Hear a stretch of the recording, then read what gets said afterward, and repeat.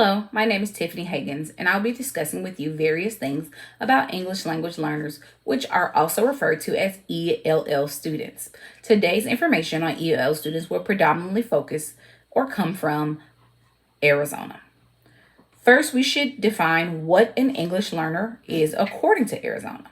Per Arizona, English learners or limited English proficient students mean a student who doesn't speak English or whose native language is not English, who is also not currently able to perform ordinary classwork in English.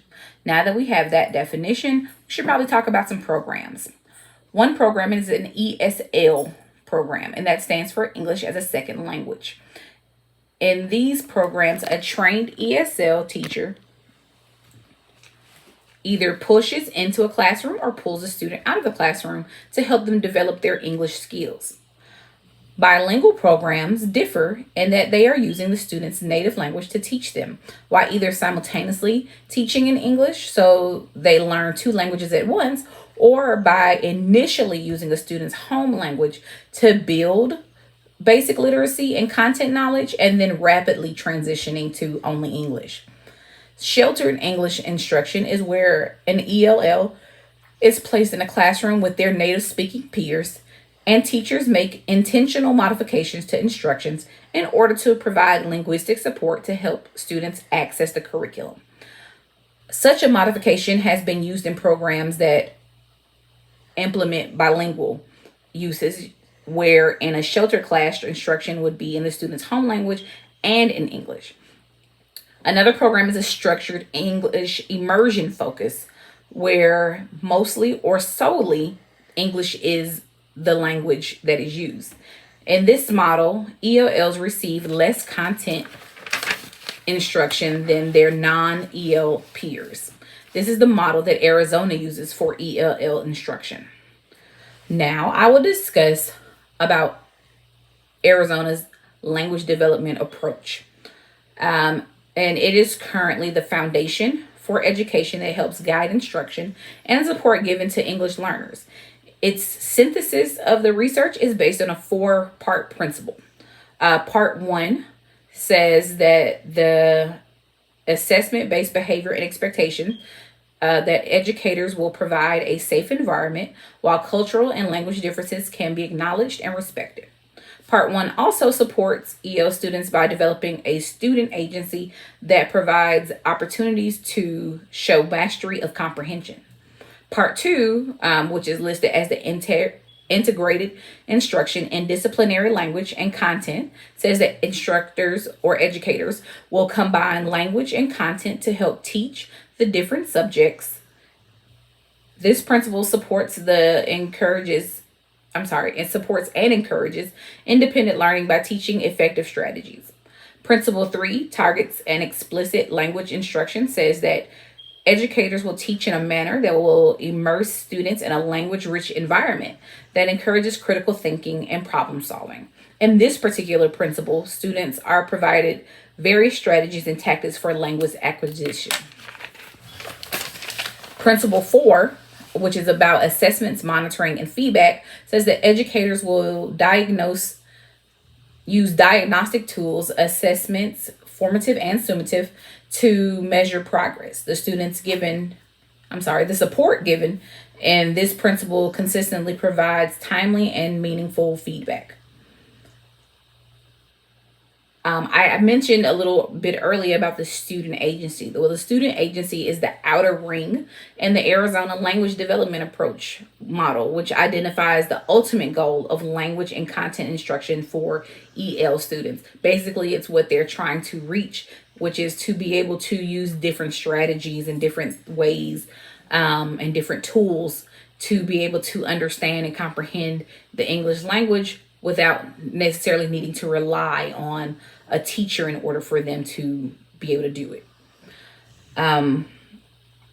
There are some components in an SEI model that the state of Arizona uses. One of the models is called a newcomer model. And it's a 4-hour program where the class is composed solely of ELL students who have received less than 2 years of instruction in U.S. schools, who are emergent or basic level ELL students. In this model, students are provided 2 hours of targeted English language development and 2 hours of integrated English instruction to include math, science, and social studies. The next model would be the pull out model, and that's where students receive 1 hour of targeted English language development by an ELD or English language development teacher outside of the classroom. In this model, outside of the 1 hour that they're pulled out of the class, they're in a regular gen ed class with non EL peers for the remainder of the day, learning science, math, and social studies. The next model would be the 2 hour model. It's a targeted class of only ELs. And in this class, students will receive 2 hours of targeted English language development and support for English language development in integrated classes. Integrated classes are mixed with ELs and non-EL students, where they receive instruction in math, science, and social studies. The last model I'm going to talk about is the 50-50 dual language immersion program. And in that program, students are taught in both English and another language simultaneously. For all subjects, students remain in this program for at least 5 years.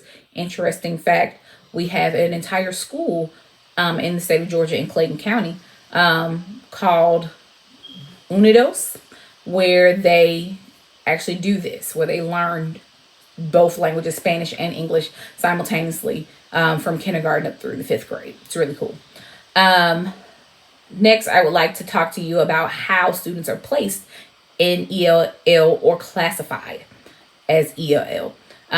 One way is the home language survey, and that's where when parents are initially registering their students, they fill out a survey saying what language is spoken in their home.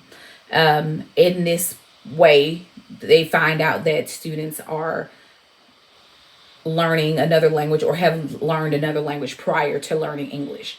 And if this is the case, then students in Arizona take something called the AZELA, which is the Arizona English Language Learners Assessment. Once classified as an ELL, they'll take that assessment and that'll give them a placement as how proficient they are in the English language. Once placed into a program, they are then reassessed annually, once a year, to see how proficient they actually are and if they are learning more English as they continue on. Once they actually get a proficient score on the AZELA, they are then tested every 2 years to make sure that they are still making adequate progress in their learning of the English language. And then they will exit the program and no longer have to take the AZELA once they continue to make those proficient scores on that assessment. Some accommodations, because if you're an EL student or an ELL student, English isn't your first language. So taking a test in English can be difficult, even if it is just a placement test. So there are some accommodations, but those accommodations vary from state to state. One accommodation is extra time on a test to complete things, to get to better know those things, to have a better understanding of what you're testing on.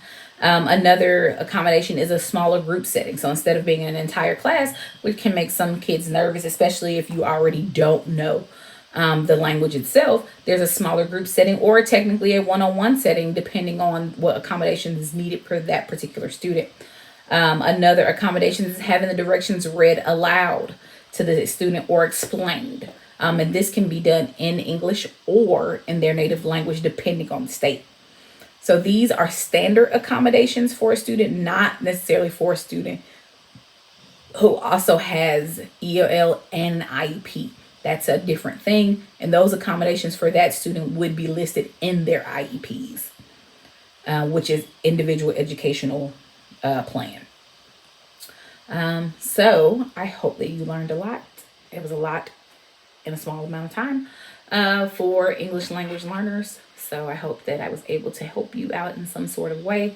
There's plenty of information out in the world to help you get a better understanding if you are an ELL individual, or if you are teaching EL individuals, education is always changing.